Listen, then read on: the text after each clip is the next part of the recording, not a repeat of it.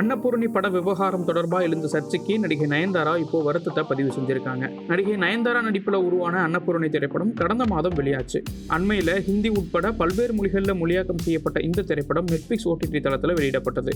இந்த படத்தில் பிராமண சமூக பெண்ணா நடித்த நயன்தாராவை அசைவம் சாப்பிட வைக்கிறதுக்காக நடிகர் ஜெய் ராமாயணம் தொடர்பாக ஒரு வசனம் பேசியிருப்பாரு. இந்த வசனத்தால் அன்னபூரணி படம் கடும் விமர்சனத்தை சந்தித்தது. குறிப்பாக மும்பையை சேர்ந்த ஒரு ஹிந்து அமைப்பு இந்த படத்தில் ராமரை குறித்து அவதூறாக பேசியிருக்காங்க அப்படின்னு புகார் தெரிவிச்சிருந்தாங்க. வட மாநிலங்களில் எழுந்த கடும் எதிர்ப்பு காரணமாக இந்த படம் நெட்ஃபிளிக்ஸ் தளத்திலிருந்து சமீபத்தில் நீக்கப்பட்டது. இந்த நிலையில் இது தொடர்பாக ஒரு அறிக்கையை நடிகை நயன்தாரா வெளியிட்டிருக்காங்க. அதில் கடவுளின் மீது மிகுந்த நம்பிக்கை கொண்டு அனைத்து வழிபாட்டு தலங்களுக்கும் செல்றதை வழக்கமாக வச்சிருக்கக்கூடிய நான் இதை உள்நோக்கத்தோடு செஞ்சிருக்க மாட்டேன்.